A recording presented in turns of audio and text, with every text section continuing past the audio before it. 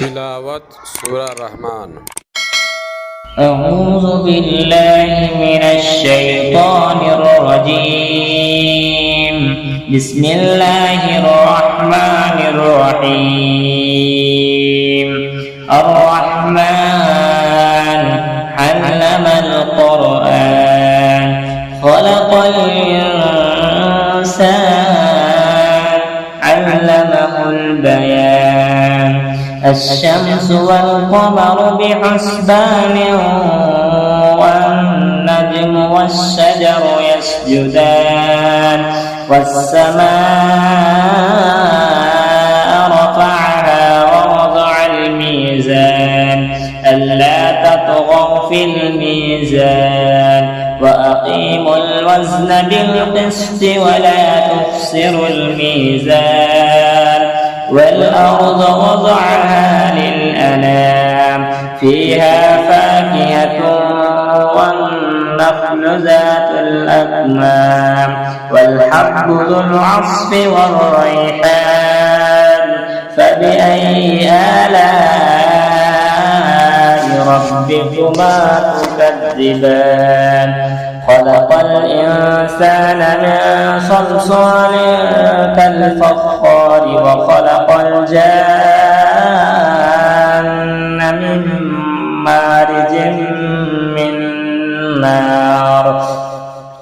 فبأي آلاء ربكما تكذبان؟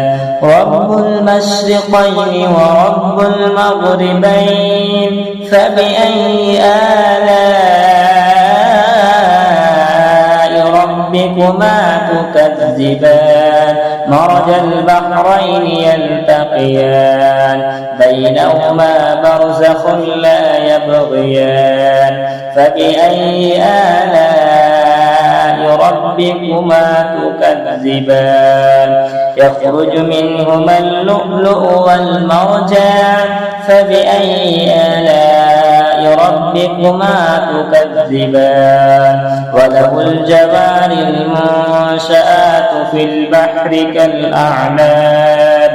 فبأي آلاء ربكما تكذبان؟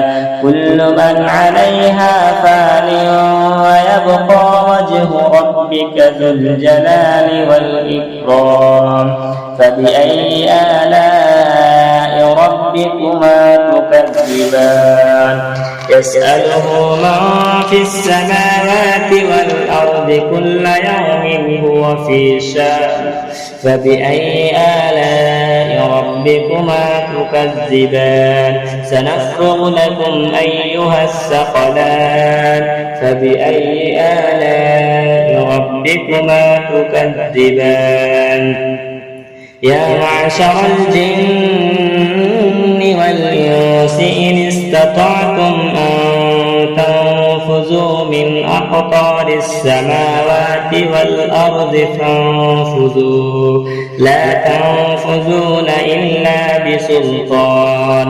فبأي آلاء ربكما تكذبان؟ يرسل عليكما شواظ من نار ونحاس فلا تنتصران. فبأي آلاء ربكما تكذبان؟ فإذا انشقت السماء فكانت وردة كالدهان. فبأي آلاء ربكما تكذبان؟ فيومئذ لا يسأل عن ذنبه إنس ولا جان. فبأي آلاء ربكما تكذبان؟ يعرف المجرمون بسيماهم فيؤخذ بالنواصي والأقدام. فبأي آلاء ربكما تكذبان؟ هذه جهنم التي يكذب بها المجرمون يطوفون بينها وبين حميم آن. فبأي آلاء ربكما تكذبان؟ ولمن خاف مقام ربه جنتان فبأي آلاء ربكما تكذبان ذواتا أفنان فبأي آلاء ربكما تكذبان فيهما عينان تجريان فبأي آلاء ربكما تكذبان فيهما من كل فاكهة زوجان فبأي آلاء ربكما تكذبان متكئين على فرش بطائنها من استبرق وجنى الجنتين دان فبأي آلاء ربكما تكذبان فيهن قاصرات الطرف لم يطمثهن إنس قبلهم ولا جان فبأي آلاء ربكما تكذبان كأنهن الياقوت والمرجان فبأي آلاء ربكما تكذبان هل جزاء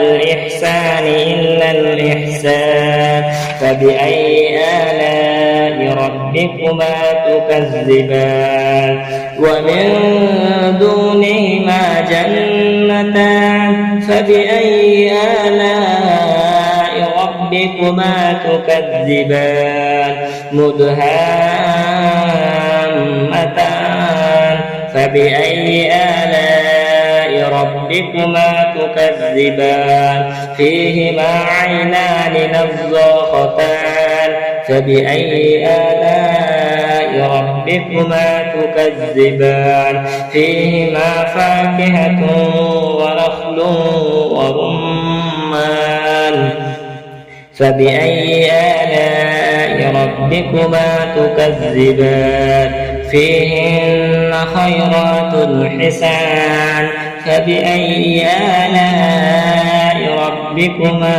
تكذبان حور مقصورات في الخيام فبأي آلاء ربكما تكذبان لم يطمثهن إنس قبلهم ولا جان فبأي آلاء ربكما تكذبان متكئين على رفرف خضر وعبقري حسان فبأي آلاء ربكما تكذبان تبارك اسم ربك ذي الجلال والإكرام.